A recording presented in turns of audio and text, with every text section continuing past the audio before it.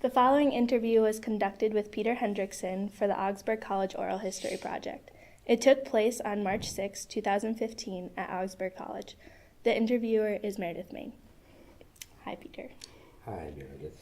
So the first question I have for you is to tell me about your time as an undergrad at Augsburg College. Okay.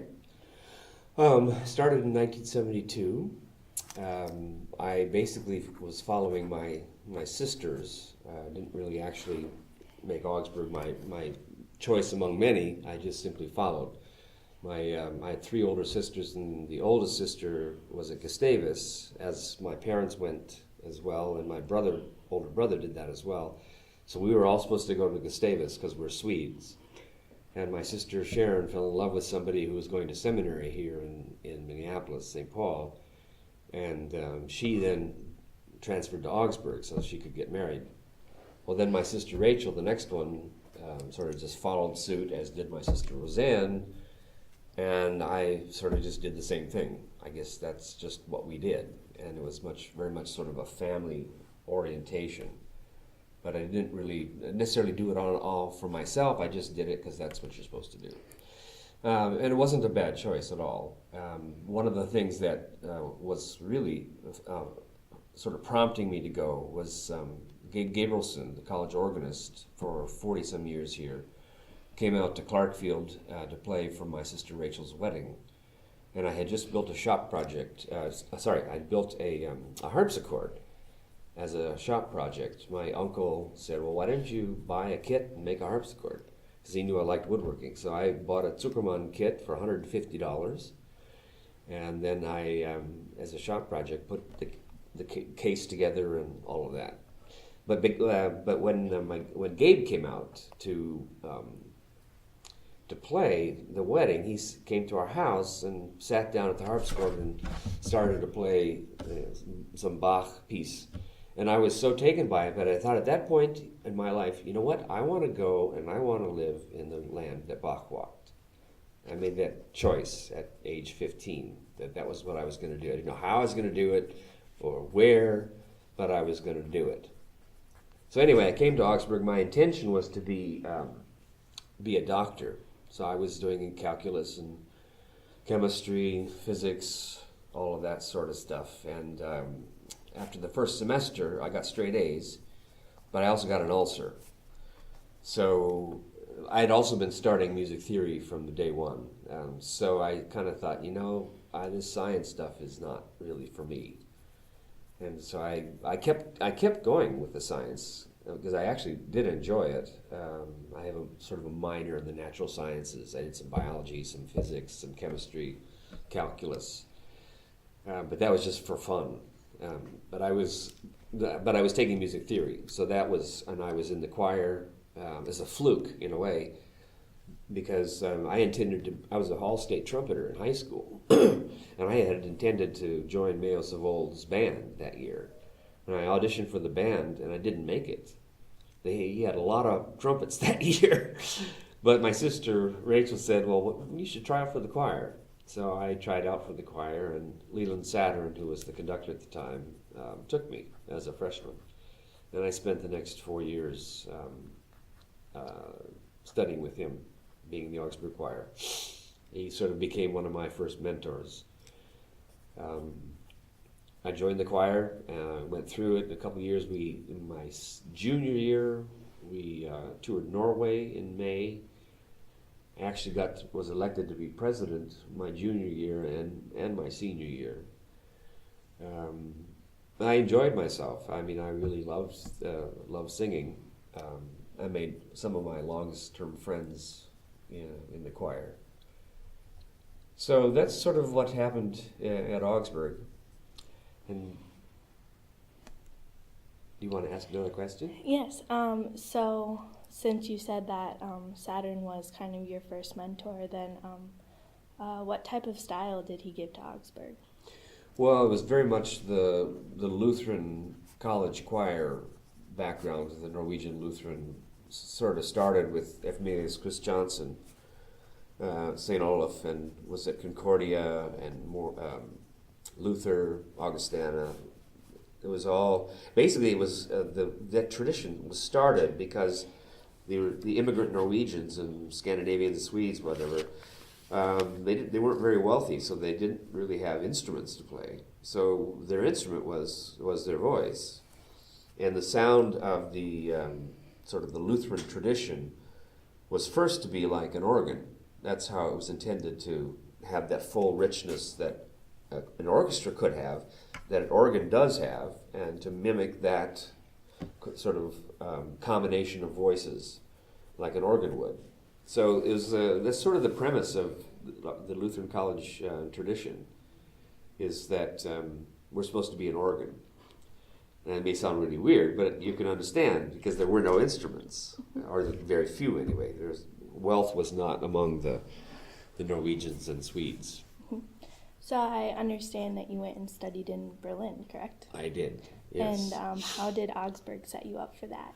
Well, as I said, Gabrielson came out, to Clarkfield, played my harpsichord when I was 15, and he had studied in Germany, and I studied German in high school. So I said, I'm going to go to Germany, walk in the land where Bach walked. Mm-hmm. So I would say that just that alone was the premise upon which I decided to go, was Gabe playing the harpsichord when I was 15 years old at my house. He had been to Germany. I was going to go to Germany. I was going to learn German. So.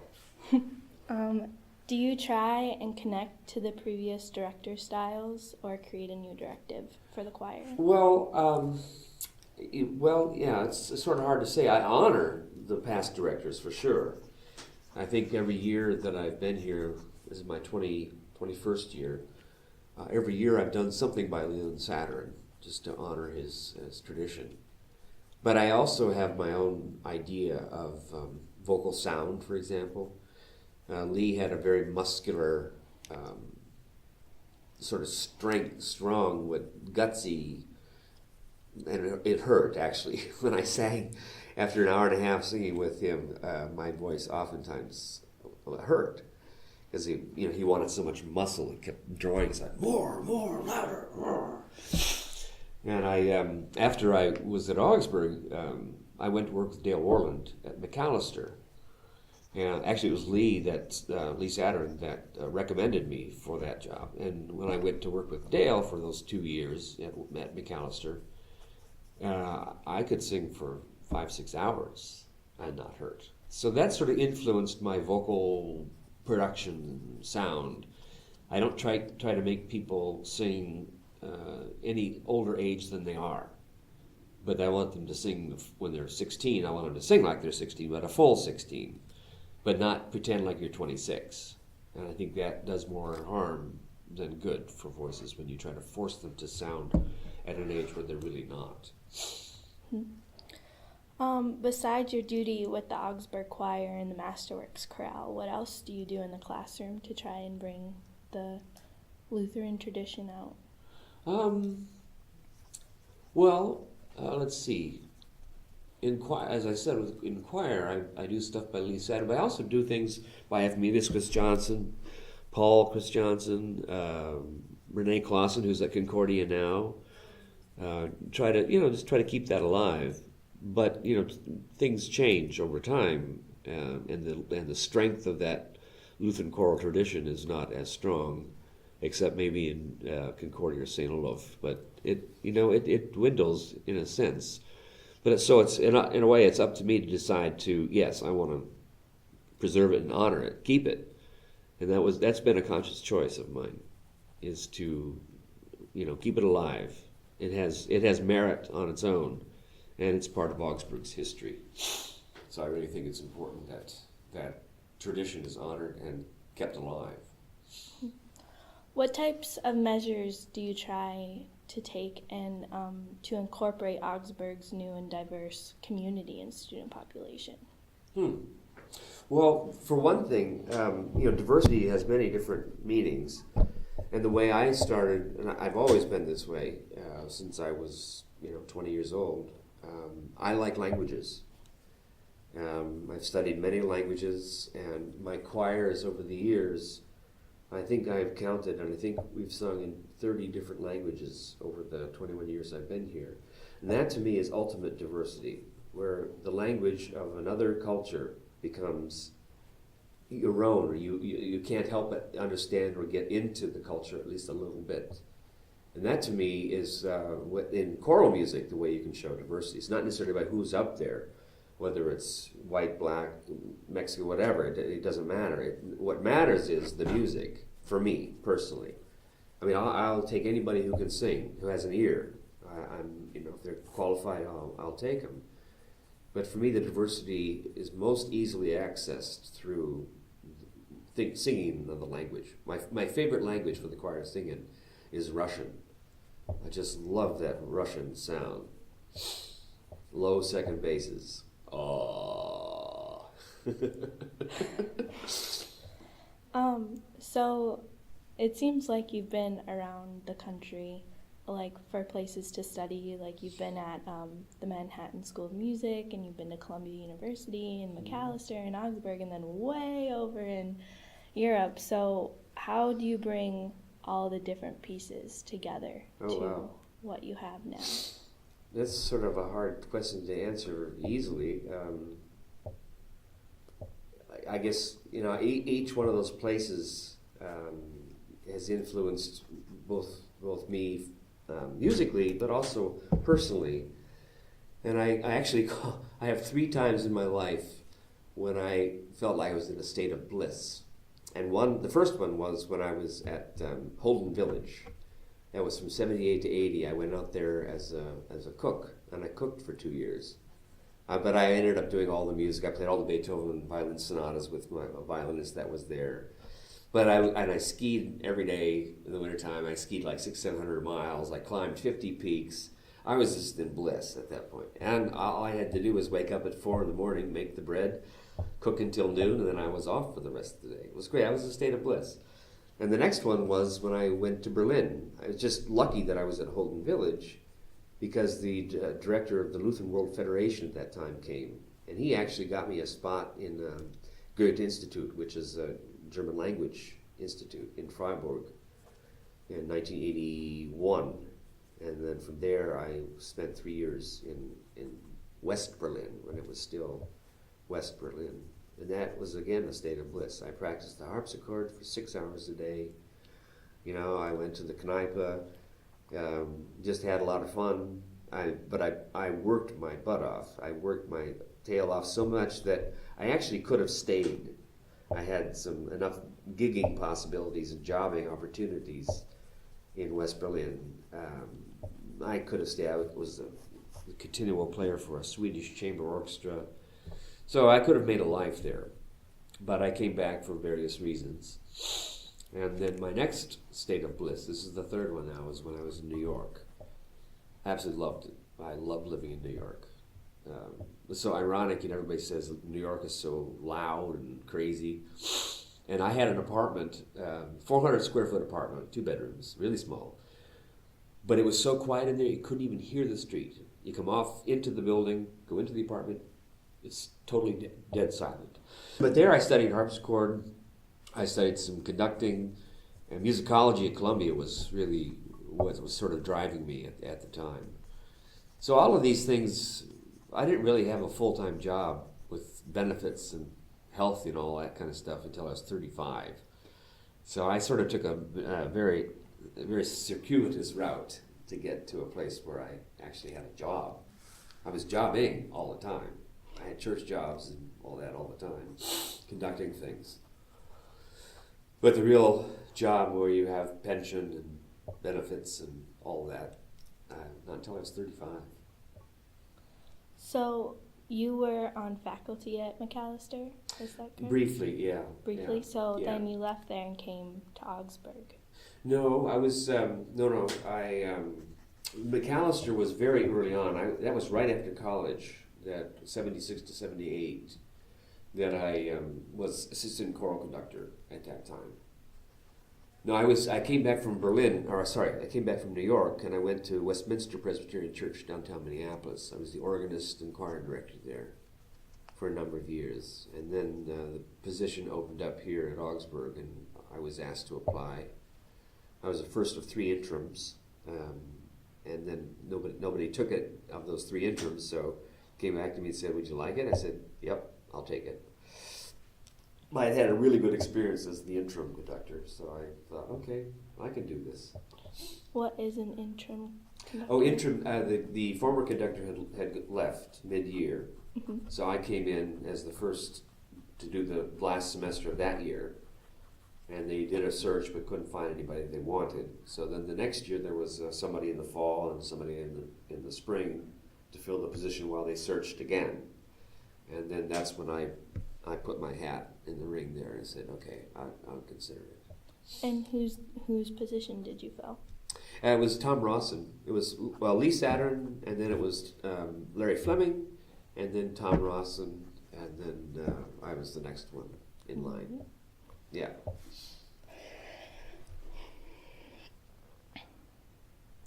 So you said you're Swede by heritage. Swede Finn. Swede Finn. Don't forget that Finn part. So then how do you try and bring that into the Norwegian at all? Actually, yeah, sorry. No, go ahead. It's interesting because Lee Saturn, he was, Scandinavian, as they say, as Norwegian as they get. And he was very instrumental in bringing sort of contemporary Scandinavian music, particularly from Norway, into the United States. He created a relationship with Knut Nystedt, who was a Norwegian composer and conductor. And in fact, Knut came over here for a year, and they sort of exchanged jobs. He went to Bergen, I think, and Nystedt was just on the faculty. That's what it was.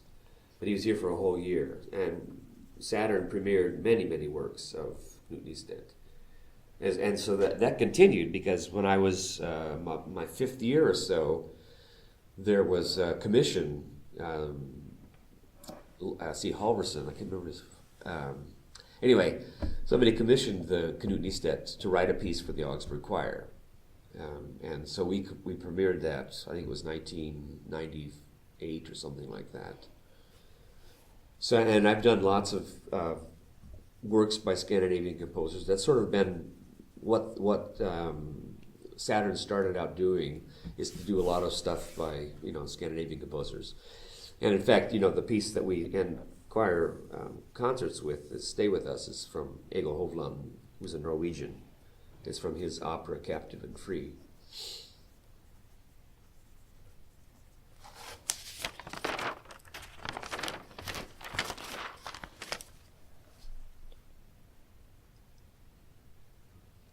How has the music program evolved since your time as a student? Good question. Well, when I came, I had a very small Augsburg choir and only a handful. It was a kind of a program that had diminished a bit, so I had to rebuild that. When I first came, part of my job is to do the Masterworks Choral, which is a town and gown group. Students, audition students, faculty, staff, friends, alums, all lumped into a symphonic chorus. That's the one repertoire that Augsburg has never been able to do, is the full choral orchestral literature, like Mozart Requiem, Brahms Requiem, that kind of thing. So I changed the format a little bit in making 4 choirs, and no one was competitive. When I was in college, there was the Augsburg Choir, and then there was the Choral Club.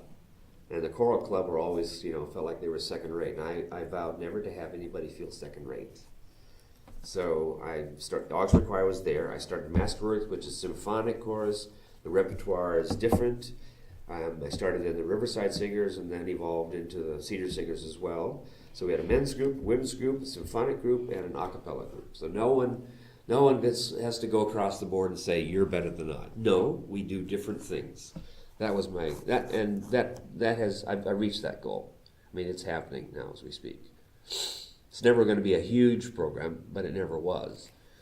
But it's vibrant and alive with those 4 choirs.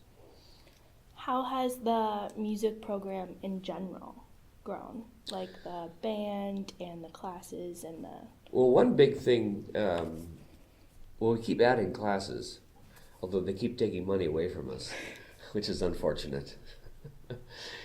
Maybe I wasn't supposed to say that, but I did. Too bad. The one thing that we've done, which is sort of our gift to the community, is the Advent Vespers, where we have everybody involved. That actually was started by Larry Fleming, who followed Lee Saturn. He started it in 1981. And as a matter of fact, I was actually part of that first Advent Vespers. I was working at the seminary as a cook, but at the same time I was doing the choral club, so to speak, for that one semester when Larry started it. So I was there in the very first Advent Vespers.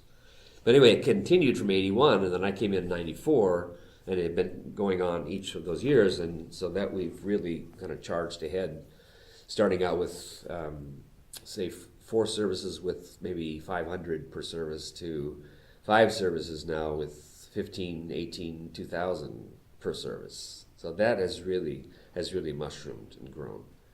And I think that's a departmental thing as well. It's not just the choral program. In the instrumental program, we have orchestra, faculty play alongside students in a mentor situation. That's probably one of the biggest crowning achievements, I think, during my time here, is that we've gone that far with it. Yeah, I'm very proud of that. Well, it's a great Yeah, you know the drill. So you're a part of the Minimo? Minimo, yes. Yeah. Can you expand on that? Yeah, well, Minimo is the Somali word for unity. And the Cedar Cultural Center got a big grant to combine Somali music at the Cedar and then cultural exchange with Augsburg. So they asked me to have one of the cohorts, people from the choir are my cohort, so to speak. And we've had the Somali music in our classrooms. We've gone to their concerts in the Cedar Cultural Center. And it's a way to cross over the boundary between two different cultures and to at least understand, not necessarily assimilate, but to understand, each other through music, basically. Because all the residencies are musicians, bands or single. This is a great project. How long do you expect it will continue?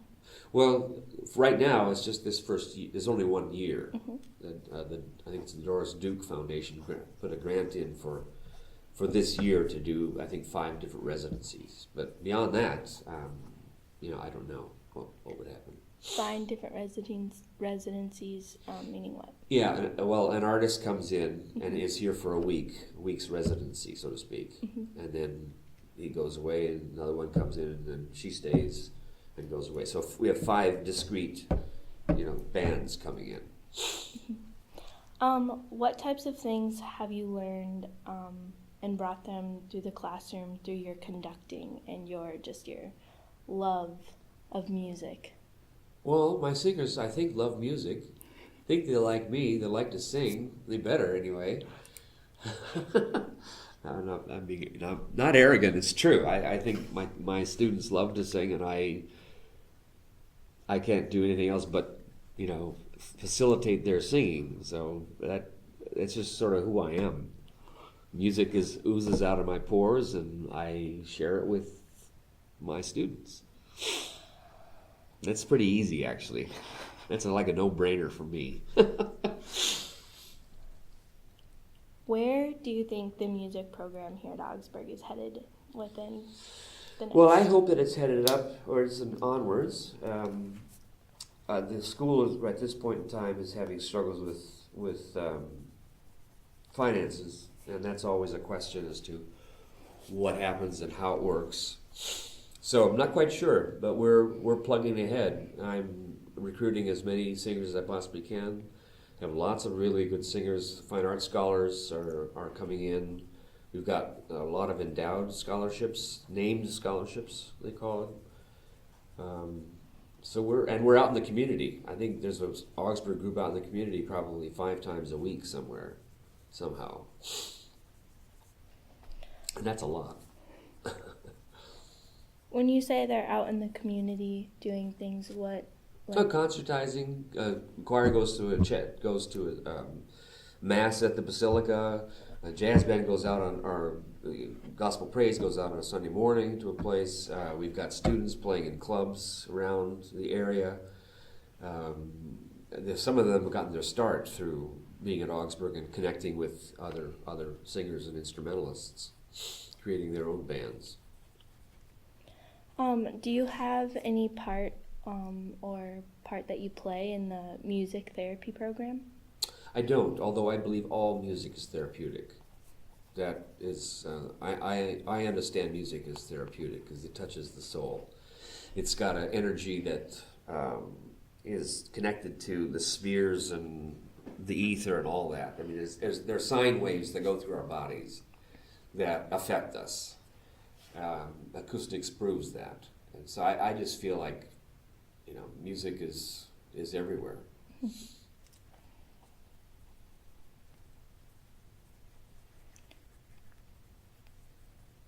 How do you try and keep up with the times of evolving music and the new styles and everything? Well, I'll go back to doing things in different languages. There's been a lot of multicultural things happening where you're working with music from New Guinea, for example. I mean, the internet has basically opened up the door for us musicians as well. Suddenly we can get a printed score from someone in South Africa or from in the mid part of China. There's one company called Earth Songs, which has produced lots and lots of songs from the earth, so to speak, from around the world. And I do a lot of those. I've done, as I say, I've done stuff in lots of languages, intentionally, because I think that brings us closer as, humans in the world.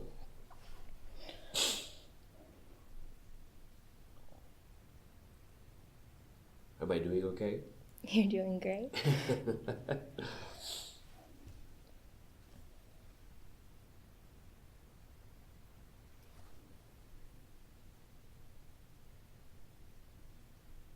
One of my most favorite concerts, I'll just back up for a second. I used to work for Dale Warland in the Dale Warland Singers, and there was a woman named Maria Guinal who's still alive. She's from Venezuela, fantastic conductor, and Dale brought her in to do a whole concert of Latin American music, and I got to prepare the Dale Warland Singers for it in advance of her coming. I tell you, that was one of the best concerts I've ever been part of. I actually didn't sing it, I didn't conduct it, but I prepared the choir with all of those pieces, and they're complicated. And some of those pieces from Venezuela are very, very difficult to sing. Rhythmically, textually as well, we got some difficulty. Do you take part in bringing new, not necessarily new, but the performers here, or anything related to just like maybe chapel or the convocations or anything? I'm not part of that. I did the chapel as an interim for about 2 years after Gabe passed away. I took over for a couple years before they kind of found somebody to do it on a permanent basis. So you said that you went on tour when you were an undergrad here. Mm-hmm. So has tour for the Augsburg Choir always been something in the works? Yep. So when I started in 1994, I said every 4 years I want to go some international tour, and we've been able to do it. 98 we went to Scandinavia. 2002 we went to Finland. 2006 went to Hungary, Czech Republic. 2010 we went to China. 2014 we went to Ireland. My next hope is to go to Iceland. Ooh. Yeah. So are you, for the places that you try and choose to go, are they like musically rich, or what are you trying to find? Culturally rich, musically rich, yeah, on both ends. I mean, you go, nowadays you go almost anywhere in the world and it's music rich. all the very different kinds of musics. What do you think touring brings back to Augsburg? Global understanding, for sure. A connection to a wider community. The international tours are eye-opening for many people. That is something you never forget. I went into Norway, the Augsburg Choir in '75, and I never forget, some of those things that, like I wrote the King of Sweden a letter to come to our concert in Stockholm, because I was being bombarded with all these Norwegians, and I thought, no, I'm a Swede, So I wrote a letter to him. He didn't come, I don't think. So, but the invitation was there. But that's a cross-cultural exchange right there. I'm trying to get the King of Sweden to come to a concert. I mean, that wouldn't have happened if we hadn't gone on an overseas trip. Have you ever tried to take the Augsburg Choir, back to Germany and show them around and everything? Well, let's see. We did one year. That year we went to Scandinavia in 1998. We started out in Germany, and I was the conductor of the Leipzig Choral Festival for many years, and the Augsburg Choir was part of that in 1998. So that's about as close as we got.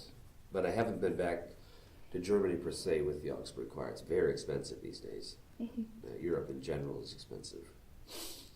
So you are taking the Augsburg, or pieces of the Augsburg Choir, to New York City in a week or so, aren't you? Yeah, wow. Let's say 2 weeks. Don't rush into these things. And you're going to sing at Carnegie Hall. Yeah. Right? I'm conducting a piece by Mort Lawrenson, Luxetauna. It's a large mass choir. There are 83 Augsburgites from alums,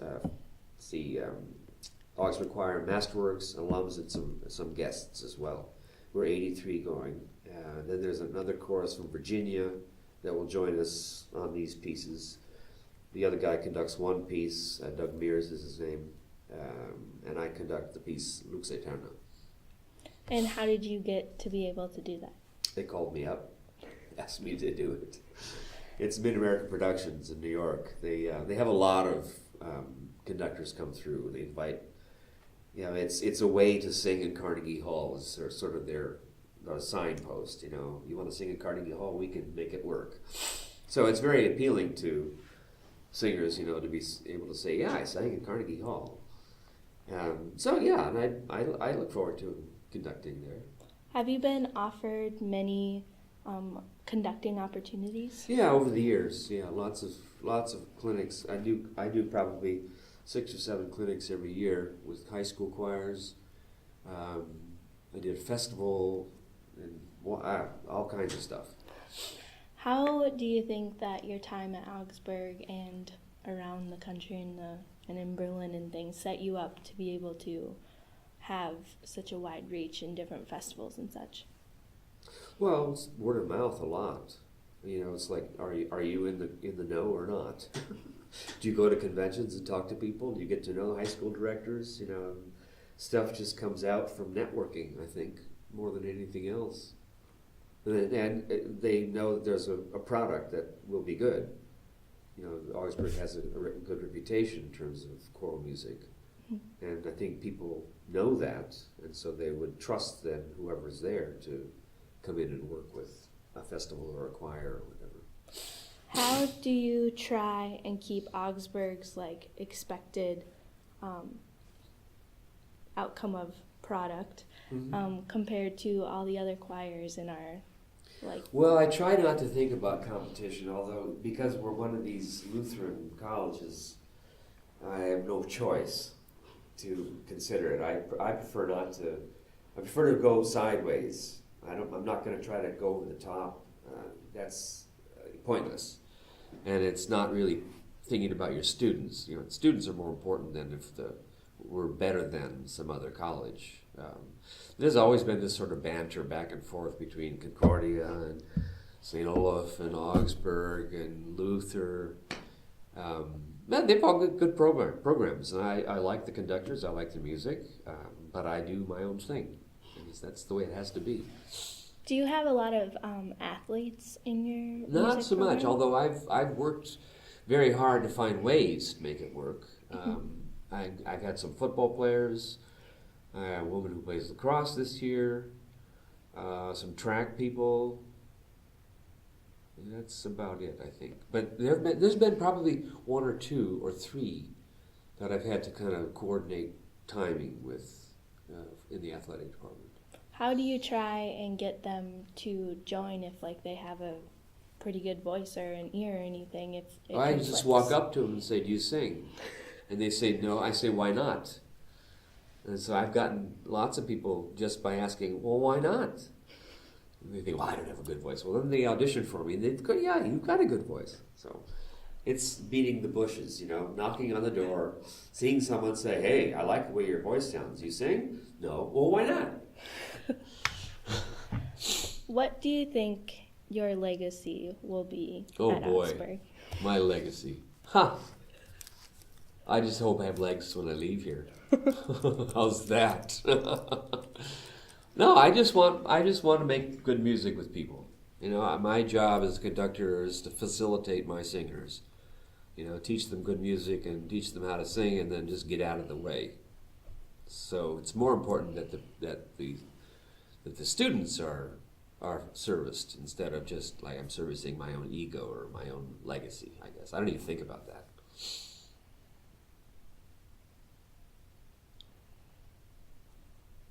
So the legacy will probably be, someone else's decision down the line and not mine. I'll just do my thing. So, the main point of this interview was to see how your time as a student in the music and in the choral program is compared to your time as a member of the faculty now and the conductor of all the choirs. How do you think those two correlate or mesh? Well, they don't at all, because I never wanted to be the Augsburg choir director. It never occurred to me. I was an instrumentalist.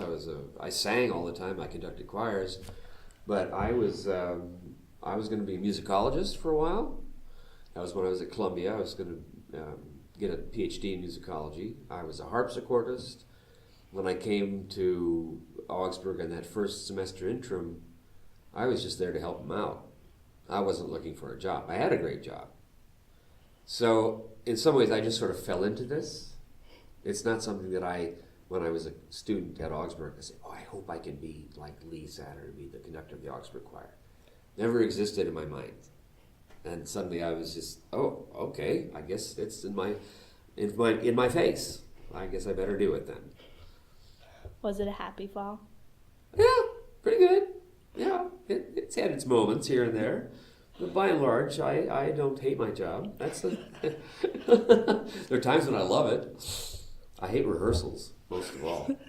I tell you, it's some sort of anxiety that I just cannot get rid of. So once I'm in it, I'm fine, but don't like to prep for rehearsals. I don't like how it feels. It may seem odd, because I've done about 2,500 rehearsals. I counted them in my mind, like X number per year. Okay, that adds up to this, this, and this. So about 2,500 rehearsals I think I've done over the years, 34 years. My goodness. Yeah, I know, my goodness. Earlier you said you wanted to get your doctorate in musicology. Musicology, yeah. What exactly is that? Well, it's sort of mine was historical musicology, and that is studying music history in depth. Treatises, music from people usually pick a specific area to study. Mine was going to be Mahler's use of early music, Gustav Mahler's use of early music. That was going to be my dissertation. But I left New York to come back and have babies. That's basically what it was. Are your children going to follow your footsteps and come here? No, well, they were already gone. I mean, they're done with school. They didn't come here. My daughter went to Grinnell, and my son was at the University of Denver.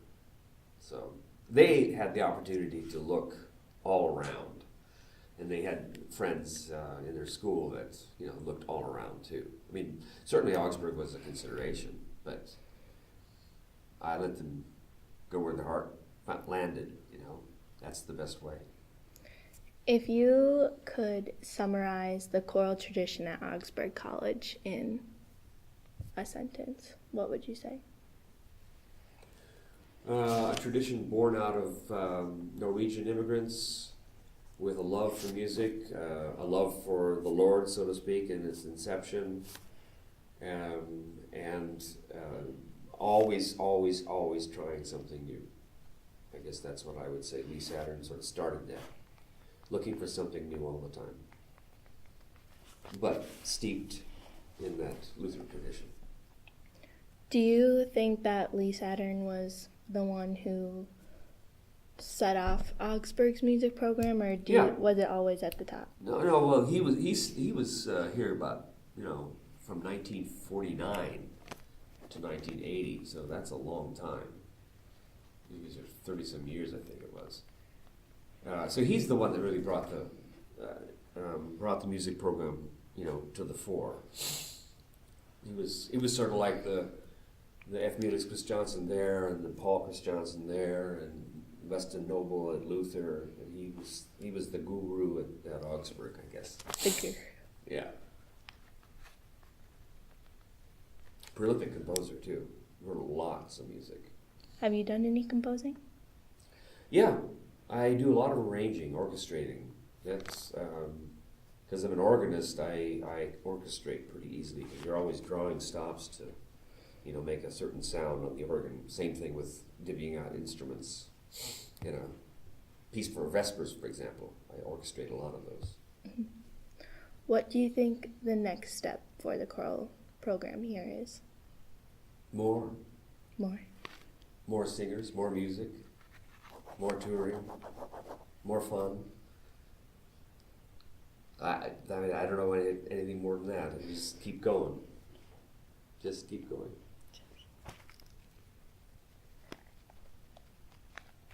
Well, Peter, thank you. Thank you, Meredith. Thank you. It's been fun.